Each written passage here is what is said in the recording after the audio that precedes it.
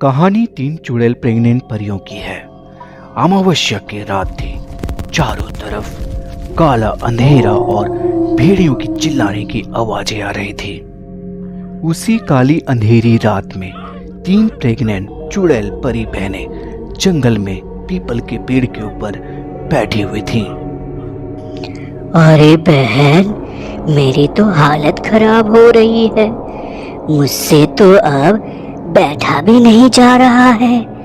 इस प्रेगनेंसी की हालत में मुझे जोरों से भूख लग रही है।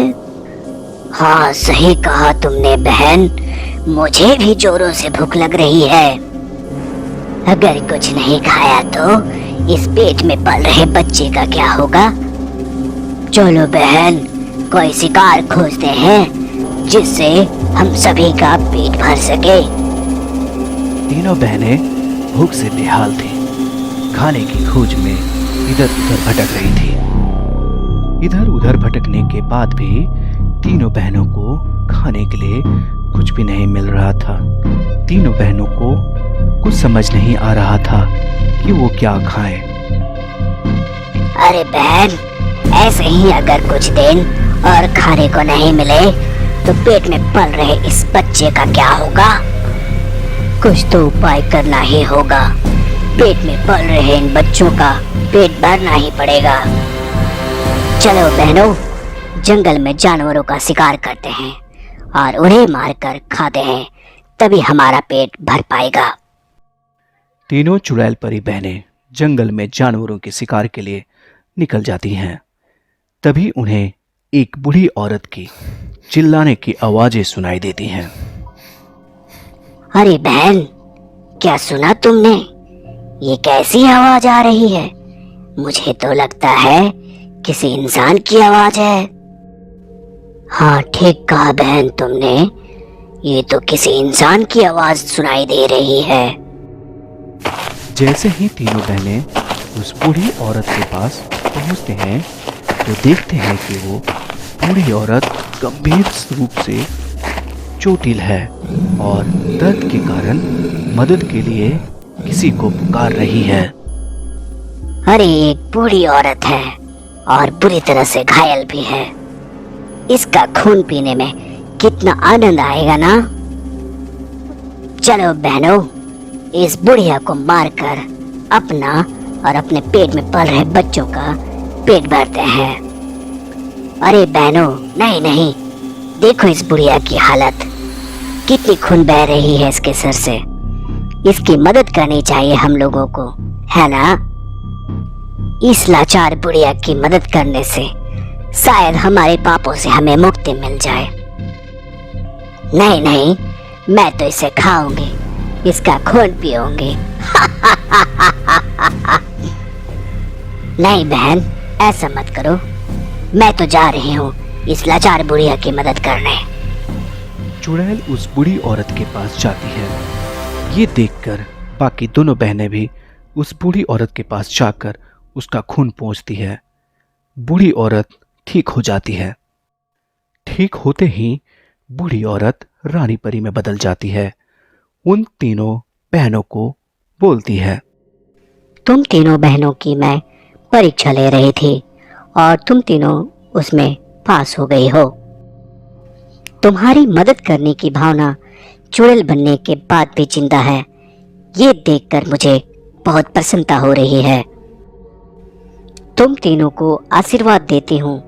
तुम तीनों बहनों इसी तरह गरीबों की मदद करते रहना, जिससे तुम्हें मुक्ति मिल जाएगी और परीलोक का दरवाजा तुम्हारे के लिए हमेशा खुल जाएगी। तीनों चुड़ैल बहनें अपने अपने बच्चों को जन्म देती हैं और अपने बच्चों को लेकर एक बहुत ही गरीब एक बूढ़ी औरत और उसके बेटे के पास लेकर जाती हैं। तीनों चुड़ैल बहनें अपना रूप बदलकर उस गरीब के घर के सामने खड़ी हो जाती हैं। अरे माँ जी, अरे बेटा, हम लोग बहुत दिनों से भूखे हैं। क्या हम लोगों को कुछ खाना मिल पाएगा? हाँ बेटी, आओ ना, घर के अंदर आओ, जरूर खिलाऊंगी। आओ बेटा, आओ, यहाँ बैठ जाओ। अरे रामू, इन तीनों भूखों के लिए कुछ खाने के लिए लेकर आओ। जाओ जल्दी। हाँ माँ, अभी जाता हूँ, अभी खाना लेकर आता हूँ माँ। रामू तीनों बहनों के लिए खाना लेने के लिए किचन में चला जाता है। जैसे ही रामू किचन में पहुंचता है, वो देखता है किचन में मात्र एक सूखी रोटी ही पड़ी हुई है। रामू सूखी रोटी लेकर अपने माँ के पास जाता है। लो माँ, किचन में मात्र ये एक सूखी रोटी ही बची हुई थी। बेटा, हमारे घर में मात्र एक ही सूखी रोटी बची हुई है। मेरे पास देने के लिए इतना ही खाना है बेटा, इसे खा लो बेटा। तीनों चुड़ैल बहनें माँ जी के द्वारा दिए गए रोटी को खा लेती हैं और माँ जी के सामने एक प्रस्ताव रखती हैं। अरे माँ जी, क्या तुम हम तीनों के बच्चों को कुछ दिनों के लिए अपने पास रख लोगी?